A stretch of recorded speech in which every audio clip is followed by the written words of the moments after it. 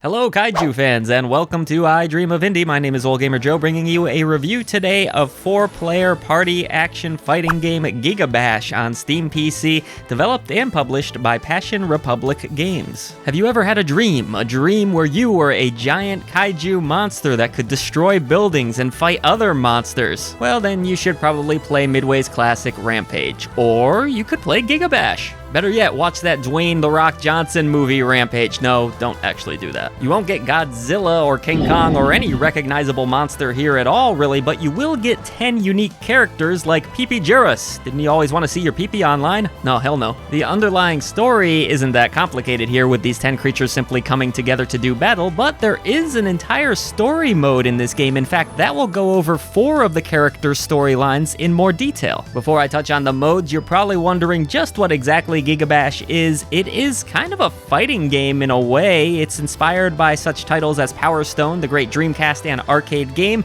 and a little bit of Super Smash Bros. In there as well. It's big, it's goofy, it's sometimes nonsensical, but it's great arcade action for the most part. Outside of the story mode that I touched on a little bit earlier, there is couch play, there is online play, and there is cross-play, though unfortunately this won't work with the PlayStation version of the game.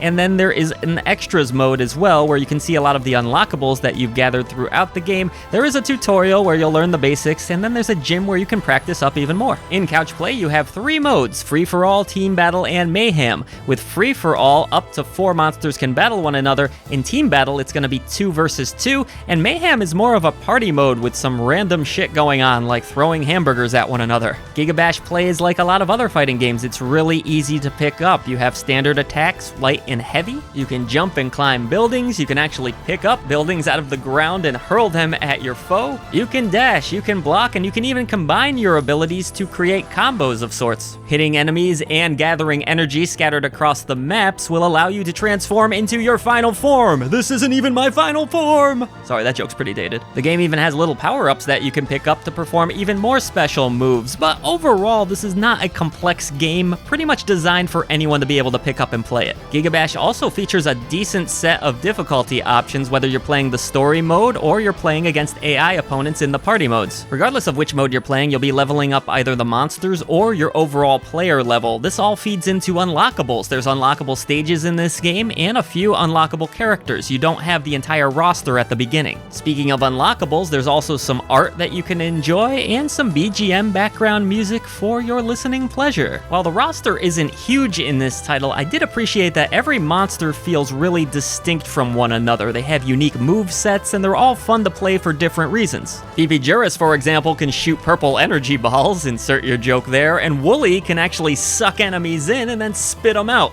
Go ahead, do another PP joke. PP Juris will appreciate that. Another thing that I really enjoyed about GigaBash is that while it is easy to pick up and play, it's not necessarily as easy to master. If you go through the tutorial, you will learn a few techniques that might catch you by surprise and take a bit of skill. So this isn't necessarily a button masher, but I suppose it could be. You can also carefully learn your opponent's weaknesses to play a more strategic game, which is cool. Regardless of which mode you're playing in GigaBash, whether it's the story mode, though I wish all of the monsters had a story, I was only able to play through 4 different monster stories, or the party modes, or the 4-player craziness, it's all really fun and simple enough for anyone to enjoy. Visually, this game looks fantastic and it ran great on the PC. I didn't have any sort of frame rate drops or anything like that. All of the backgrounds are pretty unique, and I enjoyed that they are also a part of the battle. So you might have sand kick up on one level, for example, and you won't be able to see anything, or you might be able to toss one of the monsters into electricity, or they'll get stuck on spikes on a building. It's really neat. These environments don't only look fantastic, but they're also pretty much fully destructible, so it's a joy to also watch them crumble. As for the monsters themselves, while they aren't recognizable or maybe what fans of kaiju were looking for,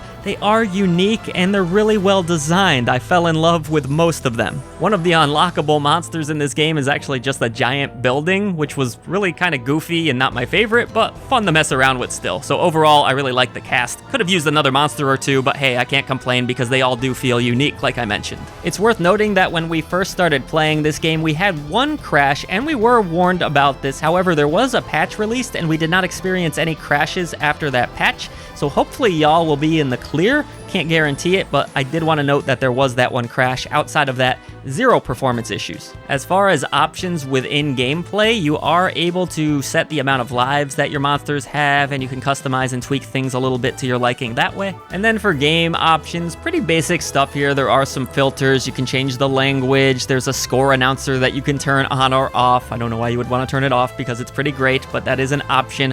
Video options are pretty basic for the most part, with the ability to change the resolution. I believe there's a high, low, and a medium setting. Actually, there is an ultra as well, which we were able to achieve on our 2070 Super, no problem. And then as far as the game soundtrack and overall sound design goes, it's pretty epic. Crumbling buildings sound great as you bash into them or throw monsters into them, and there's also a rockin' soundtrack in the background that has great guitar riffs. But it's also a soundtrack that wouldn't sound out of place in a Smash Brothers game, with over-the-top horns and strings, orchestration, really good stuff. In the story mode, there is no voice acting, and at first I was like, this would have been kind of cool if there was, but you know, if they had to make budget cuts here and have no voice acting at all versus hiring some cheap-ass dude or girl on Fiverr, then maybe that was the right choice. Overall, I really enjoyed my time with GigaBash. I don't have a ton of negatives to say about it. I do wish there was a little bit more content because I was mostly able to unlock everything within a few hours, but there's plenty of replayability in just having fun with friends, getting together on the weekend, and beating the hell out of one another. For a single-player experience, I can't really recommend this one. It's definitely going to be better enjoyed with friends locally or using the online mode. I just think if you are going it solo, you'll run out of things to do too fast and ultimately regret your purchase. But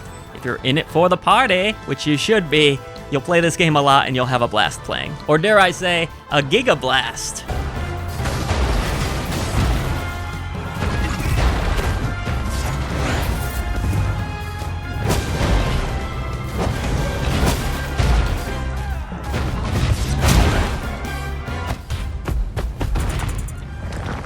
We thank you so much for supporting clickbait-free content here at I Dream of Indie. We couldn't possibly make it without you and these brave indie warriors and legends. At the Indie Warriors tier, we have Bill, Adriana Amato, CJR, Julian Colbus, Ray Lynn, Marky Mint, Dave Harp, Peekaboo, Lex Noyle, Christian Cruz, PSC, Solarus C, Chic Geek, Ancha277, and Acrophobe. Indie legends include Nathan Moore, Skeptism, Jen Rose, Chris Jackson, Mr. W, Blue Francis 14, The Beefarinis, Business Cody, Chiron, Jace Glover, King of the Hatch, Ophidian Mind, Lord Metroid, Seacoil, and Larkison. Thank you so much for everything that you do for independent developers, publishers, and for I Dream of Indie. Everybody else, head down to the description box below. Let's defeat the gaming echo chamber and bring a voice to the voiceless ones in gaming.